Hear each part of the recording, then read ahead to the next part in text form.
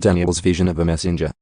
In the 3rd year of the reign of King Cyrus of Persia, Daniel, also known as Belteshazzar, had another vision. He understood that the vision concerned events certain to happen in the future, times of war and great hardship. When this vision came to me, I, Daniel, had been in mourning for 3 whole weeks. All that time I had eaten no rich food. No meat or wine crossed my lips, and I used no fragrant lotions until those 3 weeks had passed. On April the 23rd, as I was standing on the bank of the great Tigris River, I looked up and saw a man dressed in linen clothing, with a belt of pure gold around his waist. His body looked like a precious gem. His face flashed like lightning, and his eyes flamed like torches. His arms and feet shone like polished bronze, and his voice roared like a vast multitude of people. Only I, Daniel, saw this vision. The men with me saw nothing, but they were suddenly terrified and ran away to hide. So I was left there all alone to see this amazing vision. My strength left me, my face grew deathly pale, and I felt very weak.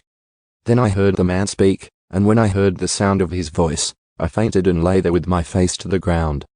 Just then a hand touched me and lifted me, still trembling, to my hands and knees. And the man said to me, Daniel, you are very precious to God, so listen carefully to what I have to say to you. Stand up, for I have been sent to you. When he said this to me, I stood up, still trembling.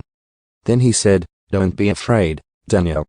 Since the first day you began to pray for understanding and to humble yourself before your God, your request has been heard in heaven.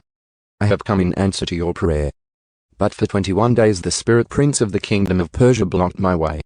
Then Michael, one of the archangels, came to help me, and I left him there with the spirit prince of the kingdom of Persia. Now I am here to explain what will happen to your people in the future, for this vision concerns a time yet to come. While he was speaking to me, I looked down at the ground, unable to say a word. Then the one who looked like a man touched my lips, and I opened my mouth and began to speak. I said to the one standing in front of me, I am filled with anguish, because of the vision I have seen, my Lord, and I am very weak. How can someone like me, your servant, talk to you, my Lord? My strength is gone, and I can hardly breathe. Then the one who looked like a man touched me again, and I felt my strength returning. Don't be afraid, he said, for you are very precious to God. Peace. Be encouraged. Be strong. As he spoke these words to me, I suddenly felt stronger and said to him, Please speak to me, my Lord, for you have strengthened me. He replied, Do you know why I have come?